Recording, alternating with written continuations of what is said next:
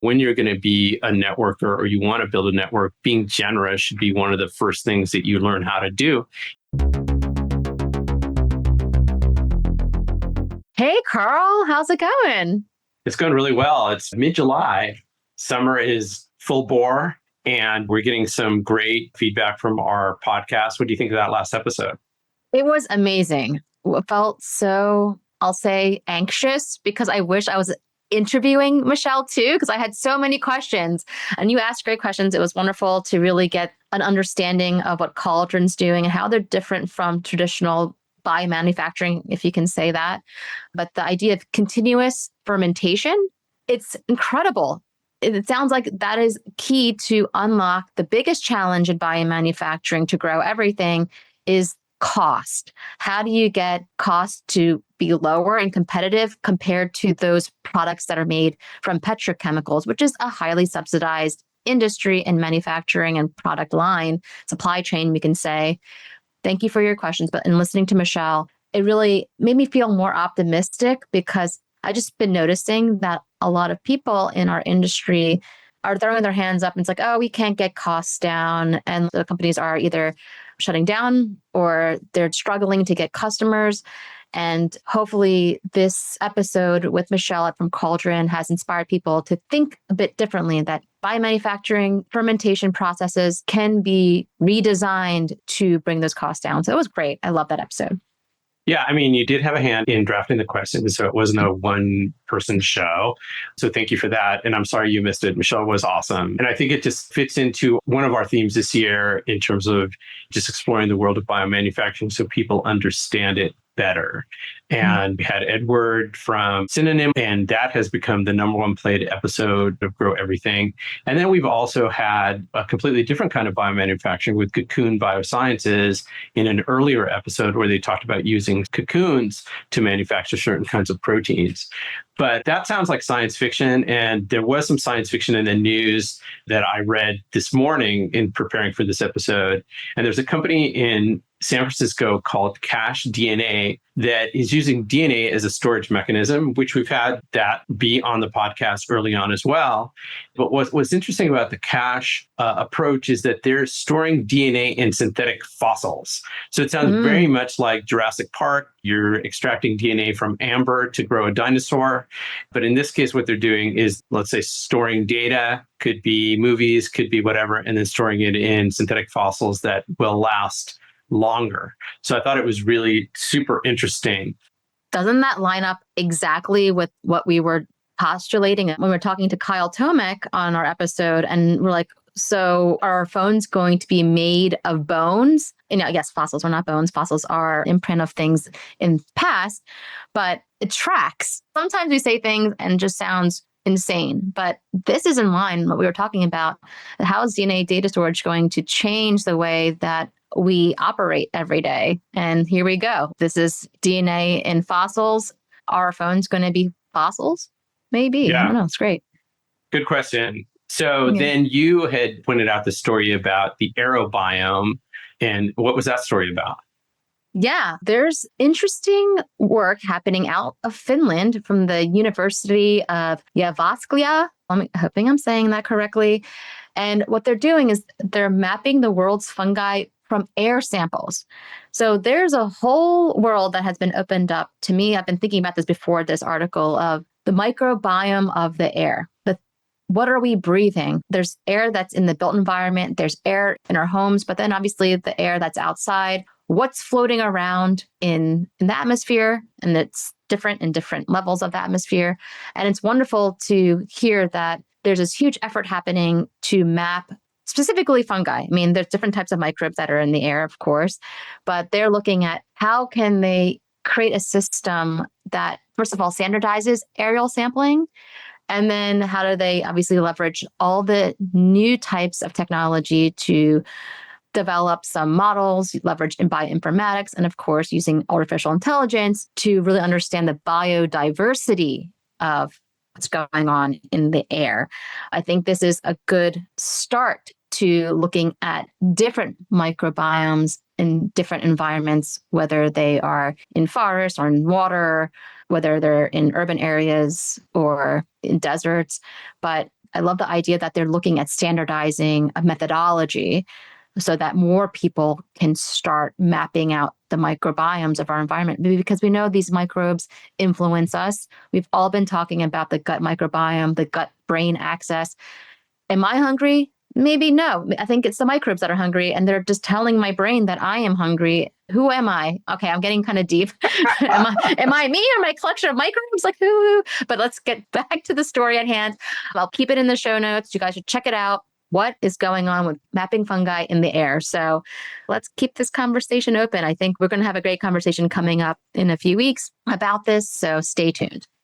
Yeah, I mean, I think we've definitely mentioned it before. I thought the article was fascinating because we've talked about the different layers of the atmosphere, the stratosphere, the mesosphere, and they all have a microbiome associated with them.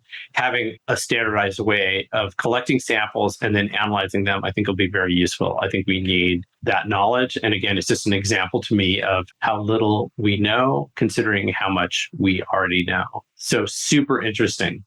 Yeah. And the atmosphere, there's a lot going on. As we know, there's a lot of carbon dioxide, carbon emissions. There's a lot of going on in the air and lots of technologies coming online. So our next story is related to one of our favorite companies. There's a lot of favorite ones, but this is one of our favorites called Lanzatec. We had the pleasure of having Zara Summers, Chief Scientific Officer of Lanzatec on. But Lanzatec has been in the news quite regularly in the past couple of weeks. But one that I wanted to point out, since we're talking about the air we breathe and smell, and they have created a collaboration with Coty, which is a very large beauty and fragrance company, one of the largest. And they are introducing a carbon captured alcohol, which they are going to put into fine fragrances for global distribution. That's wild. Yeah. What do you think about that, Karl? I think it's wild. I mean, first of all, we interviewed Solar Foods, who's capturing air and producing proteins for food. Air Protein is a California-based company that does that as well. So why shouldn't there be companies that are capturing air to produce alcohols that can be found in fine fragrances? I think it's a wild idea, and I hope they market the hell out of it, and they're very successful.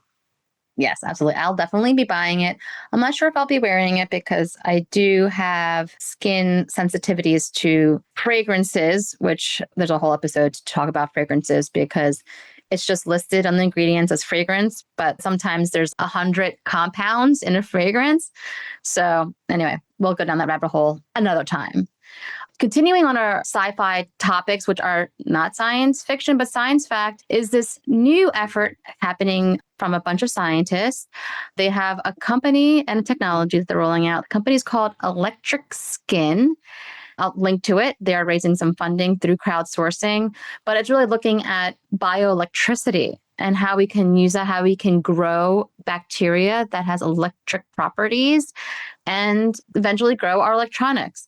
I'll put it in the show notes, but the reason I wanted to mention it because I'm interested in it because I met one of the founders, the CTO, at an event. She was incredible. We had a great conversation. We were at a conference and she was asking me questions about me, what I was doing, and she was telling me about what she was working on. We stayed connected on LinkedIn. It's a great networking story, which is the topic of our episode today. We had such great feedback from our original networking episode we released. A lot of people came up to us afterwards, really resonated with what we were talking about. We talk about business, we talk about sales and marketing and growing an economy. All that happens through people, through connections. So it is really important to be able to network in a way that allows you to achieve your mission. So that's what our episode today is about. Yeah, we're talking about networking today. When was the last time you and I were at a networking event together? I think it was a conference like a few months ago. We were at Symbio Beta. We'd like see each other in the hallway and then introduce each other to people. I remember us being at J&J Biolabs, but again, it's like we were taking the divide and conquer strategy. So one of the reasons that we don't hang out is actually intentional. We purposely never hang out at networking events. And that is so we can divide and conquer because we already know each other. Sometimes we do, as Karl mentioned, introduce one person to someone else and hang out the conversation for a little bit, but then we end up excusing ourselves so we can meet more people. So it is a great strategy for a lot of companies or people that are trying to build their community and build their network when they're at events. Don't hang out with each other. There's so many times when we go to events and we see a team that's always together. When we're working with a team, we purposely took one person away from their team and introduced them to someone else so that they don't just stay with their team all the time, because you're not there to team build. You're not at an event to interact with your internal team. You're there to grow your team or grow whatever mission you have. So always good to divide and conquer. Yeah, that was actually an interesting event. I mean, like all events, you tend to see certain types of people. You see people who are very nervous, who are new to networking or networking events. And then you have people who are very confident. I think one of the things that we talked about in getting into this episode was this need to really define what is networking. I mean, when you think about networking, what is it to you? Networking to me is connecting with a variety of people, a bunch of people that are connected in some way. So they can influence each other and communicate and do so in a way that is rapid and can get a message out from one to many people. That's how I think about it without really doing a lot of research on what the actual definition is. And you took a more professional, work-related take on it. I'm going to take a more meta, human being take on networking, because it's not just about career advancement. It's about being happier as people, as social beings. We are social beings. And even though some of us are very introverted, we still need to have a social network. And there is studies that show that loneliness is on an increase. People are sadder. They feel disconnected. People blame technology, saying that people are spending more time on their phones or on their computers, and they're not out there making real connections with other people. So I think that's part of the reason why I was excited the last time we did this event. I was super excited by the response we got from people. And I'm happy that we're doing this again, talk about networking and help inspire people in terms of like how maybe you can get better at it. So as we get into it, last time we started the episode on networking by telling a cringy story of a person who really made a lot of requests without really even knowing you, Erum, and the requests continued. So I thought we would contrast that with some stories that are not cringy of people who we've either networked with or have helped network that have had some really positive outcomes. What's an example of that, Erum? Yes, I actually had a very recent example of this. I was introduced to a person who was moving to New York from a different country. And I was introduced to them by a very, very good friend of mine. My friend was like, oh, this is a relative of someone I work with. They're new to New York. They're interested in these things, which were relative to me. So this person was interested in sustainability and climate and has done some efforts in that space. My friend was like, please connect with her if you can. Is it okay to connect you to them? Of course, I said, yes. A friend of a friend is your friend, right? Just to see who this person is. They're new to New York. I know what it's like to be new to a place and not have a network. That already resonated with me. So we were connected through LinkedIn, and I was able to see this person's background. They saw mine. And this person was very proactively first thanking me for being open to have a conversation, mentioned some of the work that I was doing because they looked me up, and shared that they are new to New York and some of the things that they were looking into. And I was like, okay, this might be a very interesting conversation. So we had a Zoom call. My first time meeting this person. It's a warm intro, but again, I don't really know this person. Is this someone that I can jive with? And my friend didn't really know this person very well either. This person asked their connection for a connection to someone in New York. So it's not like, oh, this is my best friend. So it's actually a friend of a friend of a friend. So I'm being on eggshells, but I'm a little bit intrigued. But our conversation was amazing. This person didn't understand my story. They were asking about it, which again, I'm not trying to say like, I want people to care about me, and I want people to talk about me. That's not what this is about. This is about showing mutual interest about what the other person's doing to understand, is there a relationship that can happen here? If this person, say, I'm interested in the craziest things. I'm trying to think of an example of like, if this person was selling tomato peelers, which no offense, people selling tomato peelers, I don't know if that's a thing, just keep coming in my mind. Maybe we wouldn't have much to talk about, but this person was related to what I'm working on. And the conversation went really well. again, it was a conversation where this person was asking me questions and I was asking them questions. And when I would mention something about my life, they were like, oh, I understand. I did something similar. Is this how you felt about the situation? And it was just like a great conversation. I just loved the conversation so much. I was going to an event later that day and I invited this person to come to that event. It was very last minute, so this person couldn't come, but I just felt compelled to invite them because we had mutual interest. I felt compelled to because this person's younger and they're coming to a new place for the first time. They expressed that they are ambitious, that they want to create a network, that they want to be able to get to a certain place in their professional career. I saw myself in this person. I felt invested in making sure this person felt at home in New York. That's a big, big place to come to. It went well. We stayed connected. I gave this person my phone number, so we text, and it reminds me that I need to invite them to another event that's happening tomorrow. So that was really cool. Yeah. And you know what this reminds me of, Erum? We're going to talk about this in a little bit. But when it comes to building a network from scratch, let's say you have to start building a professional network, the best way to do that is by talking to your family and your friends. And I'm going to assume that most people have gone to school of some sorts. You already have a built-in network without even realizing it. So when you want to look to expand the network, the easiest place to start is the people you already know.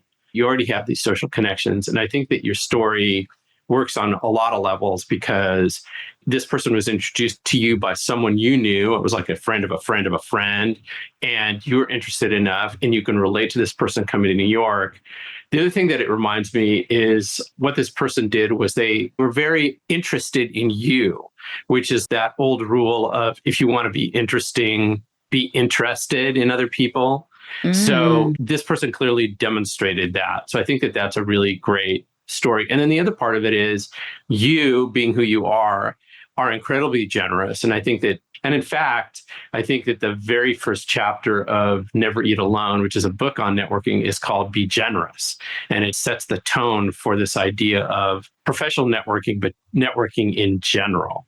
So I love that. I love that story. Yeah. Now, what about you? Do you have a successful networking story that you'd like to share with us? I mean, I think that probably this is a little different, but I just pointed out that you're very generous when it comes to introducing people. I tend to be very generous about introducing people as well. Yes. And it's the normal course of what we do in our business is we're listening to our clients, we're hearing the kinds of things that they want. We think about who in our network they should meet. I've had the pleasure of introducing two people to each other from different parts of my network. They got together and actually formed a company that has been very successful. So that I think is really a testament to one, the power of having a good network, and two, just this idea of being a generous networker. I think it's a very important attitude to have. I mean, again, remember, we're social beings. We want to be around other people. We also want to be interesting to people. And the way we do that is by being interested in them. And if you want to build your network and you want to think about it in terms of helping other people, that means you're willing to go to the next level. And that is very much in contrast to the cringe story we started our last networking episode on. Yeah. Yep. And these are stories of people that we were introduced to or met online for the first time. But what about meeting people in person when we're at an event? Do you have any successful stories of meeting someone at an event, and how did that go? I mean, Erum, come on. You and I met each other at an event. Oh, yeah, of course. Yeah. I mean, slam dunk. Yes. Yeah, we've said it before. We met each other at a Gen Space event many years ago. So I think that's a perfect example. I mean, two people who we've met at events that have also been on this podcast are Cass Smith of Ginkgo Bioworks. Julie Wolfe of 2048 is someone who actually I met her at iGEM. So that's an event. I wouldn't be surprised if half the people we've had on this podcast have been people who we've somehow met at an event. Or if we look at the people who have been on this podcast, if we didn't meet them at an event, someone who we know that we met at an event introduced us to them. Can you share a little bit more about what the interaction was between you and Julie or you and Cass? I'm trying to remember the interactions between you and I.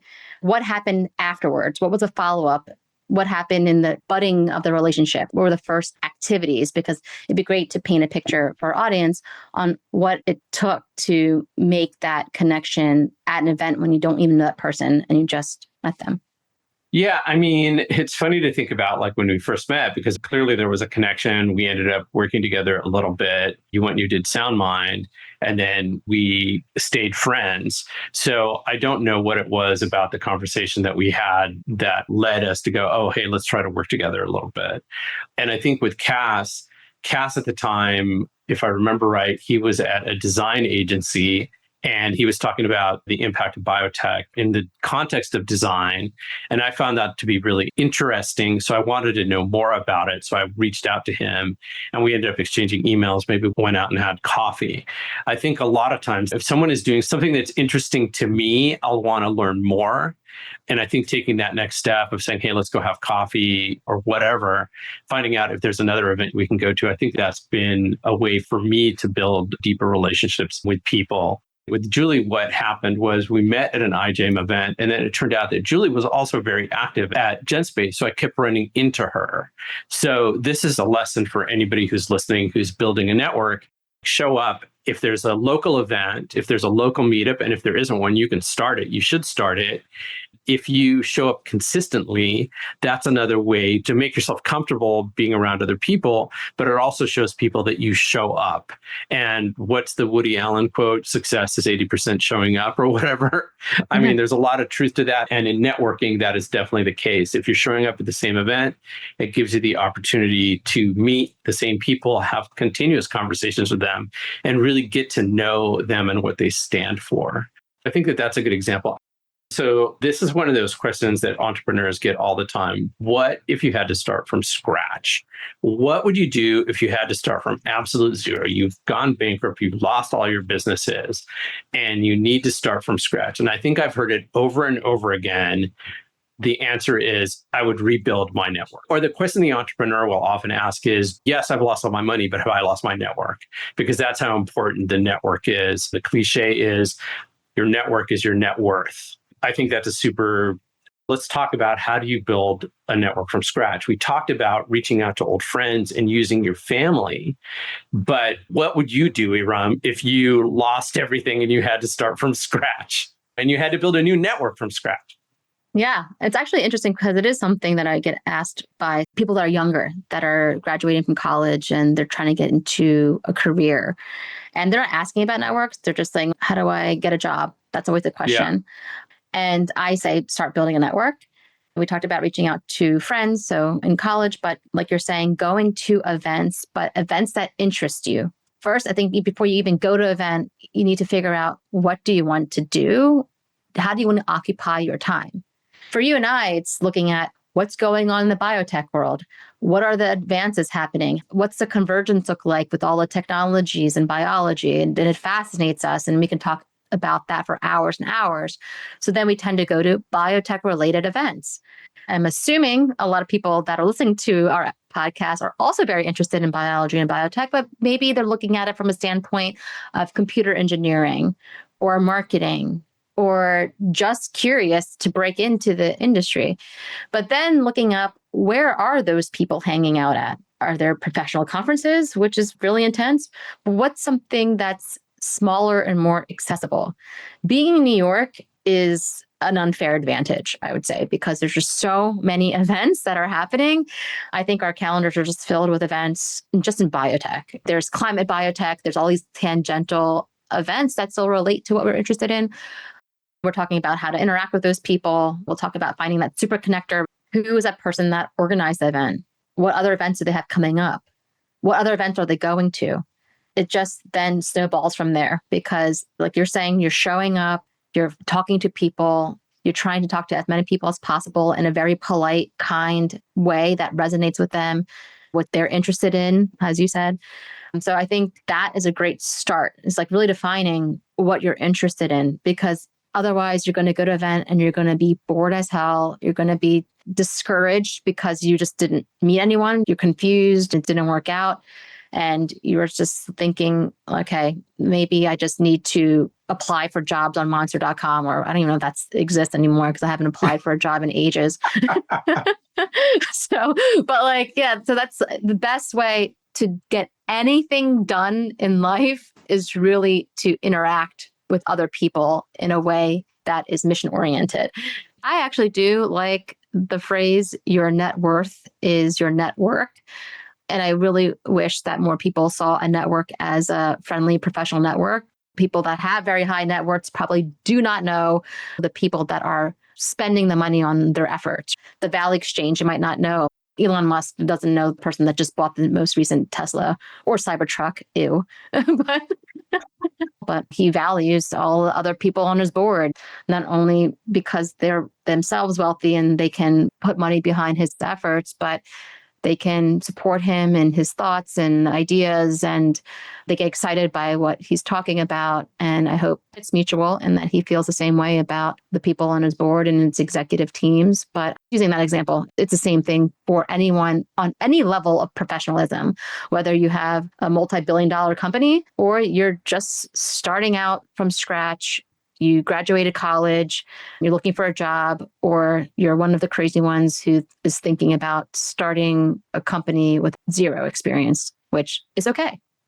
Yeah. And then the other thing I would add to this idea is it takes a while to build a network. It's not something that is instantaneous. We talked about being generous and the importance of generosity. And I think understanding that it can also take time is something that is important. On LinkedIn, yes. I built up a big network over time. I don't know if I've told this story, but I had a friend who was a banker who had a massive network on LinkedIn. I asked him why he was accepting all these connections to seemingly random people. And he said, because then it really puts me 1 or 2 degrees of separation closer to the people I want to meet. And I was determined to eventually grow a network bigger than his on LinkedIn. I put in the effort every day. I would set aside 15 minutes. I would send out connection requests. I would look for people that I was interested in meeting. I would interact with them. I would comment on people's posts. And over time, I ended up building a pretty massive network that I'm now at the point where I'm starting to get people out of that network because they're not necessarily the kinds of people I want in the network. Hi. A quick shout out to our sponsor, Messaging Lab, the force multiplier for biotech. Your biotech company is making the world a better place. You know that, we know that. But does the world? There's a big reason why some biotech companies attract investors, sign up customers, and get attention. That reason is strategic communications. At Messaging Lab, we translate complex science and economics into compelling narratives. And we have done that for the most successful biotech companies across healthcare, agriculture, personal care and beauty, materials, and the list goes on. We're here to make sure your ideas not only get heard, but resonate with your audience. So if it's time to amplify your company's voice, visit messaginglab.com to explore how we can elevate your story and grow your business. That's very strategic for a certain purpose. So you're looking to build a network. I love the fact that your friend in banking was thinking of getting closer to the people that they actually want to meet. So making those connections and getting closer to those people. And so there's a strategy of just connecting with people and opening the door a little bit. But then there's a whole nother world of building a relationship with that person. I know from my own experience is where you make things happen. That you're finding that specific person that is mission aligned, that you can talk to, you can have a coffee with, you can get on a Zoom call with, on a phone call with, you can feel comfortable inviting them to an event where you're introducing them to more people that are like-minded. And building that type of network is different. It's, again, really action-oriented. You're looking to build a network of deep relationships. And there has been a lot of books about how big your network could be. What's the maximum amount that you can actually have meaningful relationships with? And I forget the book. It's something about building your tribe. There's been studies saying that it's 140 people that you can build strong relationships with. And I don't know if it's just professional or familial or friendly. Obviously, if it's professional and if you're a hyper type A extroverted personality, maybe that could be more versus someone who's more introverted. It might be less, but still highly functioning. So I think that's something to consider, especially in a world where we're using technology to try to connect with people. And this is something we talk about regularly, and we're exploring. We're exploring that. Is it better to have a network of 50,000 people that you loosely know, or 50 people that you know very well that will go to the ends of earth for you? And it could be there's something in the middle because, again, those 50 people, yes, but maybe that 51st person is way more valuable. And so you do have to cast the net wide just to see who bubbles up from that net. Yeah. So the theory that you're talking about is called Dunbar's number.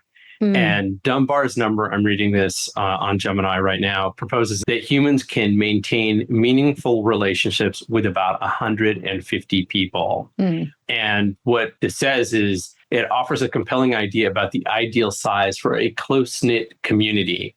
And what I have heard, the company Gore, which is a family-owned company, they don't ever let any division get bigger than 150 people for this reason.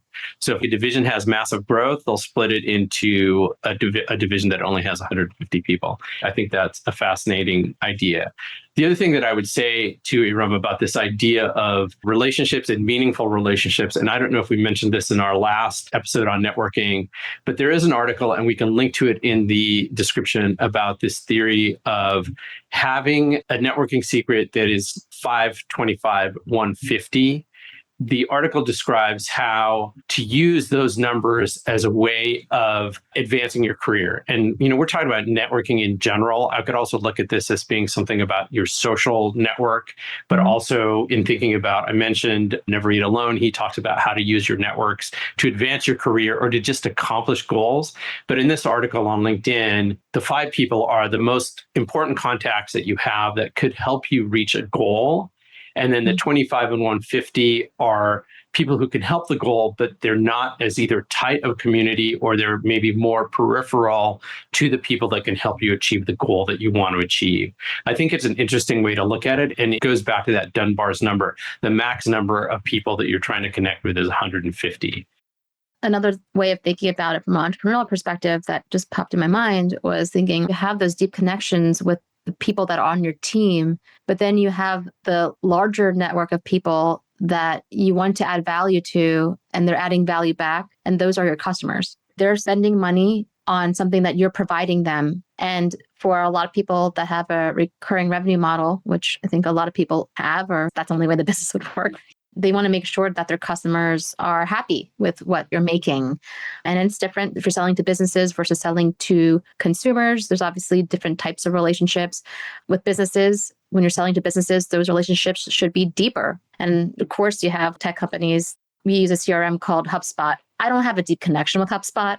We just purchased it and we use it.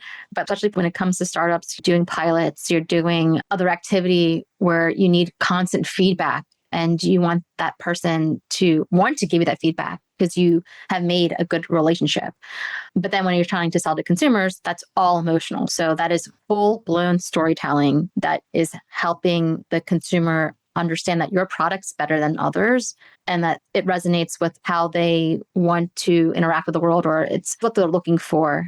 It satisfies, it's not only solving the problem, but it's satisfied with the values and ethics that they believe in, and it hits all the emotional cues. It's about family. So I'm thinking of S.C. Johnson family commercials where it's like, okay, you're selling Windex, but it's like, oh, but it's a family cleaning windows together after they had a food fight. That's cute. I love the fact that they're about family and having a fun time. I'm going to buy some Windex. So one of our notes as we were preparing for this episode was this idea of redefining your approach to networking. Because last time I think we were being much more tactical in terms of like, how do you open a conversation? How do you get out of conversation? But let's talk about what does it mean to redefine this idea of networking? What's your take on that, Erum? Well, we said it at the top. It's a mixture of a few things that we already mentioned. So just to bring this point home is that networking is not just about you and your mission. It's about a mixture of things. It's about you creating an authentic connection with someone and making it a fun exercise that you're getting to understand someone new and how they think. What about you? How do you redefine your approach to networking? Most of the networking events we go to are professional in nature. And it's very easy to get into why are you here? What do you do? Those kinds of questions. And those are very authentic questions that express your curiosity. And I think we've said in the past, this podcast and a lot of the work we do is really an extension of our never ending curiosity. One of the things I'm trying to do more of is just being more curious about the person that I'm in front of, being even personal, not necessarily talking about the professional event that we're at. What do you do when you're not at this event? Because everybody's talking about the event and why they're there. But if you're really interested in a person and want to get to know them, and it allows you to get away from the standard networking event questions. And I think that could be more authentic. I might be wrong. I'm also going to be testing this in the future events that we go to just to see if that resonates with people, if people are more open to talking about their personal lives, their hobbies, their interests, their families, compared to just talking about why are we doing this for work. Yeah. I mean, I'm curious because that could backfire. It could backfire, I know. Yeah.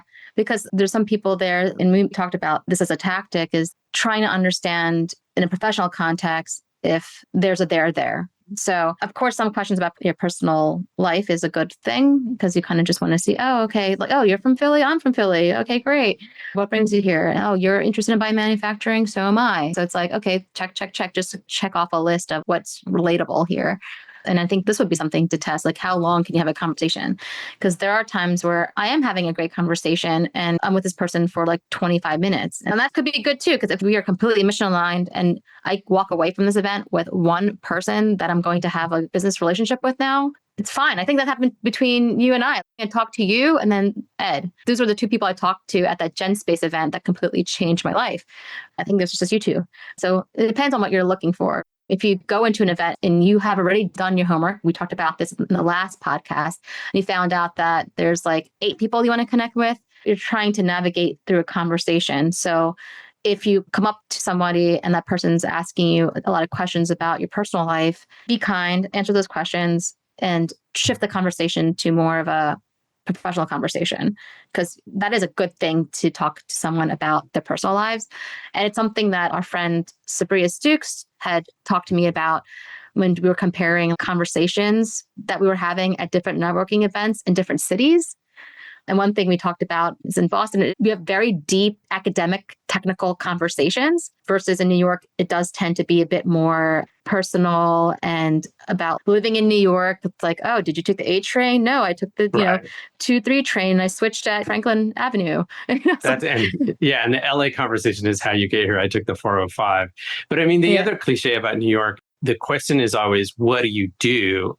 Because people are trying to gauge whether you can help them professionally. That is a New York cliche. And I think that there's a lot of truth to that. People are always trying to figure out where they stand socially vis-a-vis the person who's in front of them.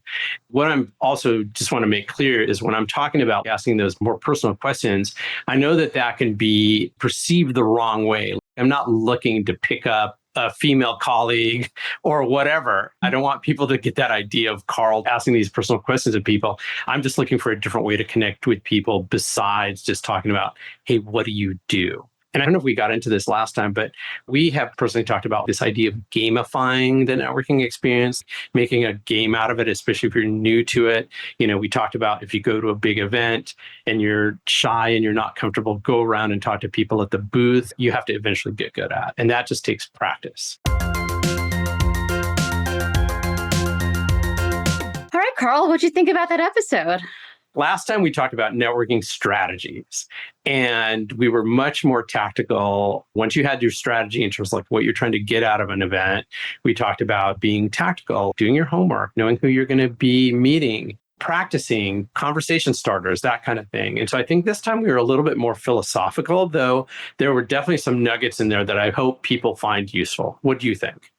Yeah, I think it's a very important conversation to have, whether philosophical, strategic, or tactical, across all of that. I don't think it's something we talk a lot about. I noticed that a lot of professional development exercises are, I would say, salesy. It's very tech oriented and how to get everyone's email addresses. email them and create an automated outreach campaign and connect on LinkedIn. I don't see a lot about how to form relationships. There's been great books in history that I love, and we can point to in the show notes.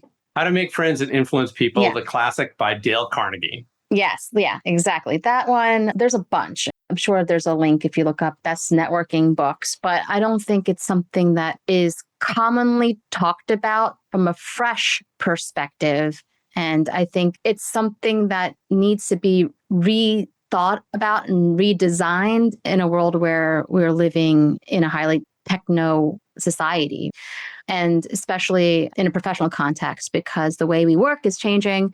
So the way that we meet people and engage with them, especially where we live in a 3-second attention economy, where attention span is so limited and there's so much going on, you have to break through the noise. So I think it's really important that these conversations happen. Great step is to listen to people talk about it like we are, but then how do you take this conversation and bring it to the people that you're working with, your partners, your colleagues? And you can look at some networking practices, because it's something that people assume that they can do. They assume that they can just talk to somebody, and you can, but communication can be so strategic in a business context. And words have value, words have meaning. And the way that you present what you're saying is so important. There's first impressions. That's like key in the world where we live in a 3-second attention economy. So ensuring that you practice the conversation starters, something we mentioned last time, is something that we encourage our clients to do. And I have done and has worked beautifully for me, whether it was my startup life, my company life, or here at Messaging Lab, as we get more people a part of our community, whether working with them as clients or part of a podcast or just part of our little Brooklyn biotech world that we have here, which is growing. So I love it. I mean, I think, again, this episode that we just had and our initial networking masterclass, I think it's a great start. These things that we talked about in the previous one are things that people ask us about, whether they're younger or they're trying to break into a career or they're entrepreneurs coming into a new industry. How do we get started? And they might not say, like, how do I network? That's not the question that they're asking. The question they ask is, how do I get sales? And it's like, whoa, Right. whoa, let's just reel it back for a second.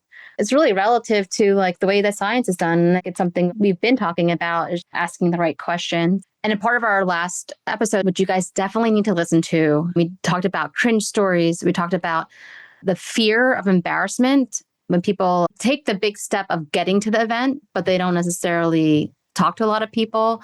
They see talking about their company and what they're doing as a very personal thing, as a representation of themselves. And something we talked about in the last episode is that you are not your company. You are a person that's representing an idea. And it is your responsibility to spearhead a mission. And you're doing it in respect to the idea and realizing your company. So framing it that way, framing it as like, okay, I'm helping this idea come to life, completely changes the idea of how you're networking and presenting this idea, because it's not you, it's the idea. So definitely listen to our first networking episode. I think it's just worth it to say that on one level, it's very easy to do this in New York and actually very easy to do it in the United States because culturally, we are very friendly, open with each other. And at the beginning of the episode, and the example I'll give is last year, I rebooted my French and I was talking to my French tutor.